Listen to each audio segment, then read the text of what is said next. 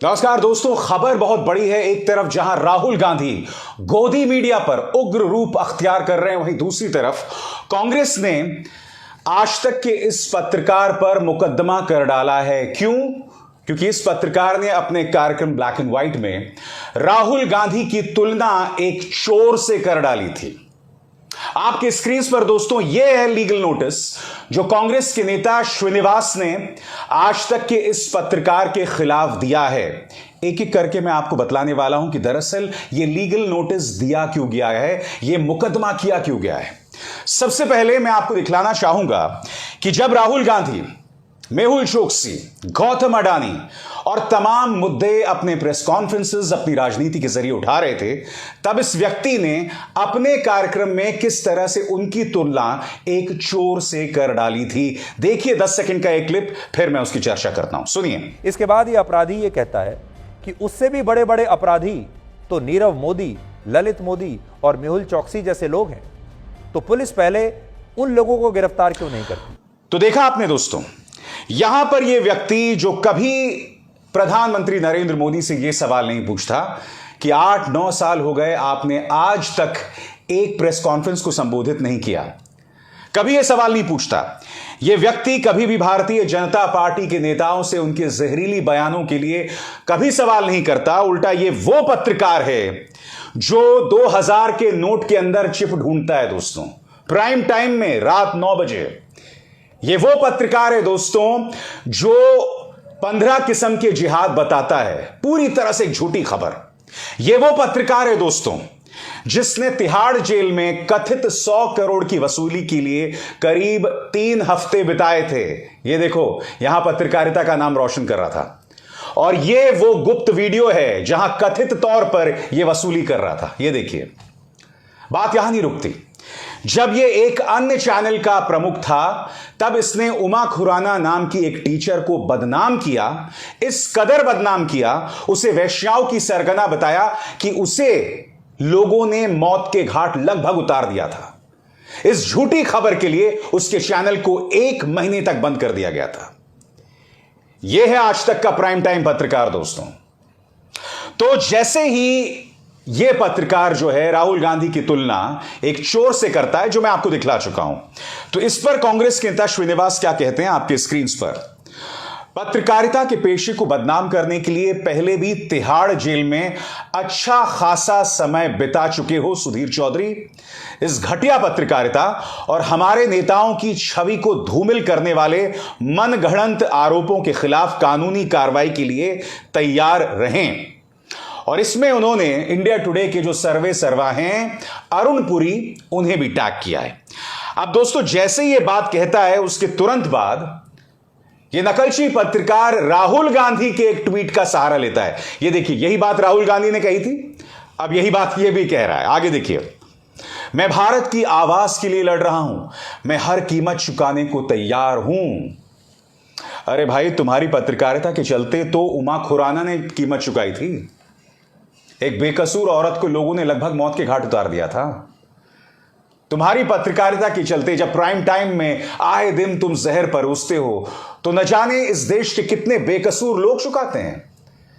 तुमने किसानों को बदनाम किया, मुसलमानों को बदनाम किया, शाहीन बाग से लेकर तमाम जगहों के बारे में तुमने झूठा और गंदा अनर्गल प्रोपेगेंडा चलाया, और आज तुम सच की कीमत की बात कर रहे हो। दोस्तों, इसके जवाब में श्रीनिवासन ने क्या कहा आपके स्क्रीन पर।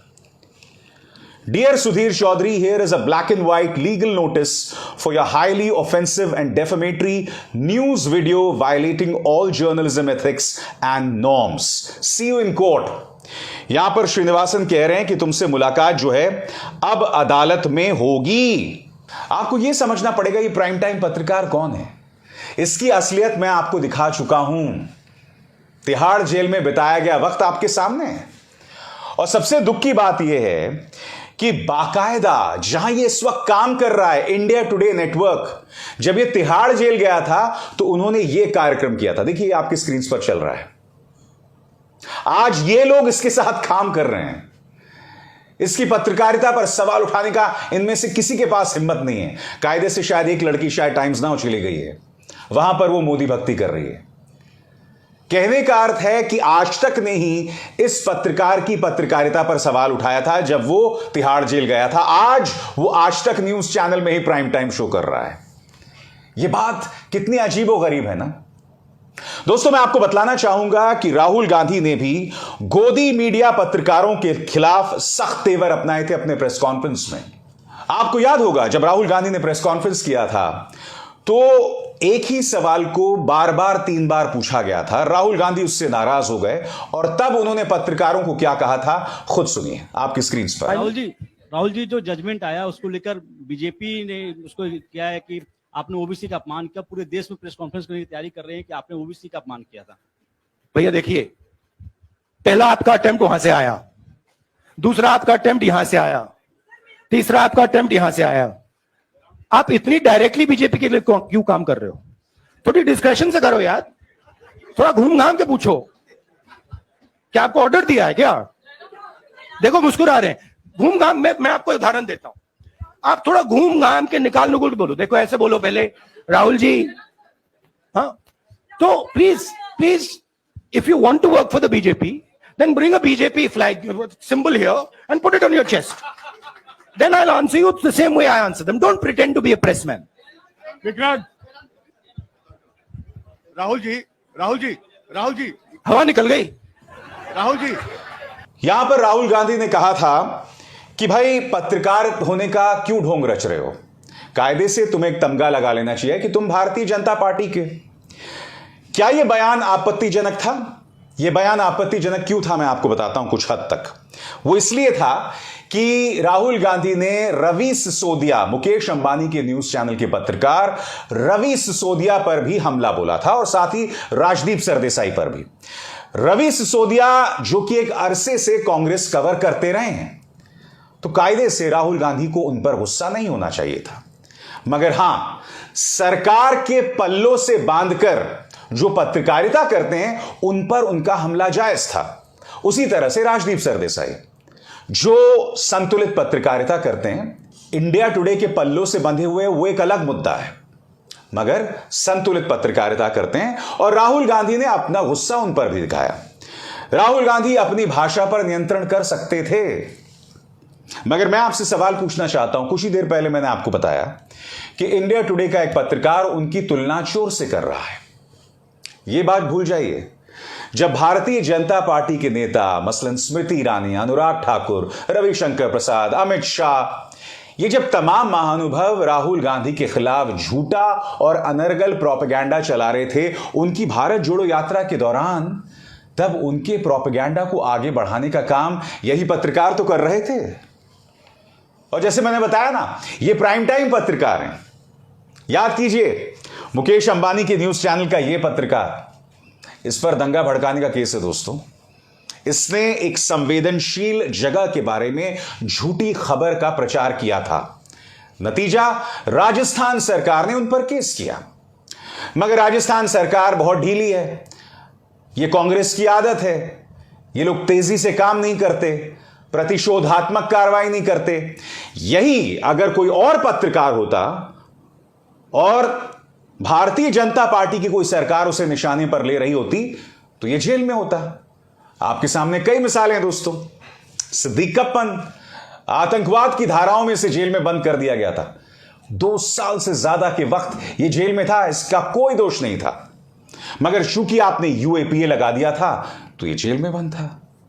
संजय राणा, एक यूट्यूबर, जैसे कि आप इस वीडियो में देख सकते हैं, इसका दोष सिर्फ इतना था कि इसने योगी सरकार की एक मिनिस्टर ऑफ स्टेट से, मंत्री से सवाल भर पूछा था कि आपने कुछ वादे किए थे, उन वादों का क्या हुआ? आतंकवादियों की तरह रस्सी से बांधकर पुलिस उसे घुमा रही थी। और दूसरी तरफ पत्रकार दंगे भड़काते हैं, झूठ बोलते हैं, उन पर कोई कार्रवाई नहीं होती है। ये लोग रेडियो रवांडा बने हुए हैं, ये लोग हिटलर के गिबल्स बने हुए हैं। इनकी कोई जवाबदेही नहीं है। क्यों? क्योंकि इन्हें भारतीय जनता पार्टी की सरकारों का संरक्षण मिलता है। याद कीजिए, जब छत्तीसगढ़ पुलिस जी न्यूज के इस पत्रकार को गिरफ्तार करने पहुंची थी, तब कौन बचाने आया था? उत्तर प्रदेश पुलिस बचाने आई थी। और ऐसा इन्होंने कई बार किया है। जब इन पर आरोप होते हैं और जब पुलिस इनसे पूछताछ करने आती है तब ये गायब हो जाते हैं। इस कदर गायब हो जाते हैं कि दूसरे राज्यों की पुलिस उन्हें ढूंढ ही नहीं पाती। सबसे बड़ा प्रश्न, इन्हें संरक्षण कौन दे रहा है? तो चलिए, जब एक पत्रकार झूठ बोल रहा है, वैसे तो मैंने पत्रकार नहीं मानता, कांग्रेस के नेताओं के खिलाफ झूठा प्रचार चला रहा है, आप उसके खिलाफ केस कीजिए, बहुत सही बात है। मगर आज मैं कांग्रेस के नेताओं से एक सवाल पूछना चाहता हूं। जिस ब्लैक एंड व्हाइट पत्रकार का मैंने जिक्र किया था ना, कुछ दिनों पहले कांग्रेस के 2 नेताओं के भोजन के दौरान मैंने उसे देखा था। यही नहीं, एक कांग्रेस के नेता के लंच के दौरान तो मैंने देखा था 4 या 5 कांग्रेस के नेता तिहाड़ शिरोमणि उस पत्रकार को घेर के बैठे हुए थे, उससे चर्चा कर रहे थे। इसका मतलब यह है कि यह पत्रकार तो राहुल गांधी, प्रियंका गांधी वाड्रा के बारे में अनर्गल झूठा प्रचार करते रहता है, गाली तक देते रहता है, मगर कांग्रेस के नेताओं को अब भी उसकी जरूरत है। कांग्रेस के नेता अब भी उनके सामने बैठे रहते हैं कि भाई मेरा इंटरव्यू कर लो, मेरी शक्ल दिखा दो। इसलिए ये पत्रकार अपनी गलतियां दोहराते रहते हैं। मैं इतने अरसे से आपके सामने कार्यक्रम कर रहा हूं। मेरे कार्यक्रमों का मकसद यही होता है कि समाज के अंदर सांप्रदायिकता, सौहार्द कायम हो। अगर मैं झूठी पत्रकारिता कर रहा होता या भड़काऊ कार्यक्रम कर रहा होता तो जाहिर सी बात है मुझ पर भी कानूनी कार्रवाई की जाती। मगर ये लोग जो समाज को बांट रहे हैं, समाज के नसों में जहर डाल रहे हैं, इनकी कोई जवाबदेही नहीं है, इन पर कोई कार्रवाई नहीं की जाती। भारतीय जनता पार्टी इन्हें बचाती है, कांग्रेस के नेता इन्हें बचाते हैं और एक ढीली कांग्रेस इन पर कोई कार्रवाई नहीं करती। इसलिए इन पर कोई आंच नहीं आने वाली। और आज एक बात मैं दावे के साथ कह सकता हूं, 2024 में अगर किसी चमत्कार से प्रधानमंत्री नरेंद्र मोदी सत्ता से चले भी गए ना और कांग्रेस सत्ता में आ गई, तब भी मैं दावे के साथ कह सकता हूं इन पत्रकारों पर कोई कार्रवाई नहीं होगी। तब ये पत्रकार कांग्रेस के सामने नतमस्तक हो जाएंगे या फिर जो भी सरकार होगी उनके सामने नतमस्तक हो जाएंगे। अरविंद केजरीवाल की सरकार, ममता बनर्जी की सरकार या एक मिलीजुली सरकार, तो इनके सामने नतमस्तक हो जाएंगे। इनकी कोई जवाबदेही तय नहीं की जाएगी। मगर हां, उस वक्त भी 2024 में अगर सरकार बदल भी गई तो जो भी सरकार आएगी मैं आपके मुद्दे उठाते रहूंगा। सत्ता में जो भी सरकार होगी उससे सवाल करता रहूंगा। मगर इस मंच पर जहां से मैं आपसे बात कर रहा हूं, नफरत के लिए कोई जगह नहीं है। नफरती नेताओं से सवाल पूछे जाते रहेंगे, चाहे आप सत्ता में हो या सत्ता के बाहर। अभिसार शर्मा को दीजिए इजाजत। नमस्कार।